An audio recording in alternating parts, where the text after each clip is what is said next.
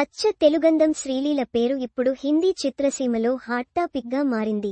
బాలీవుడ్లో తొలి చిత్రం విడుదల కాకముందే ఈ భామ ముంబయి ఫిల్మ్ సర్కిల్స్ లో టాక్ ఆఫ్ ది టౌన్ గా నిలుస్తున్నది.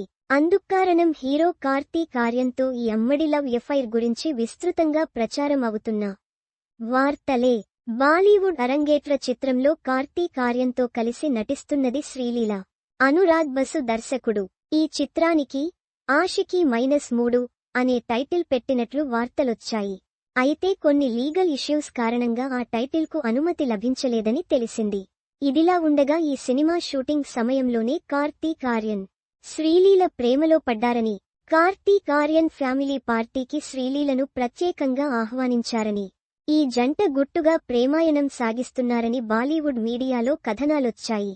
ఓ డాక్టర్ మా ఇంటికి కోడలిగా రావాలనుకుంటున్నాం అంటూ ఇటీవల ఓ అవార్డుల వేడుకలో కార్తీక్ ఆర్యన్ తల్లి వ్యాఖ్యానించడంతో ఈ జంట లవ్ ఎఫైర్ కు మరింత బలం చేకూరినట్లయింది.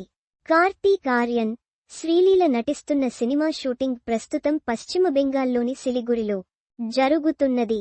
అక్కడి కాఫీ తోటల్లో ఓ పాటను చిత్రీకరిస్తున్నారు. ఈ సందర్భంగా శ్రీలీలతో కలిసి ఉన్న ఓ ఫోటోను కార్తీక్ ఆర్యన్ తన ఇన్స్టాగ్రామ్ ఖాతాలో పోస్ట్ చేశారు.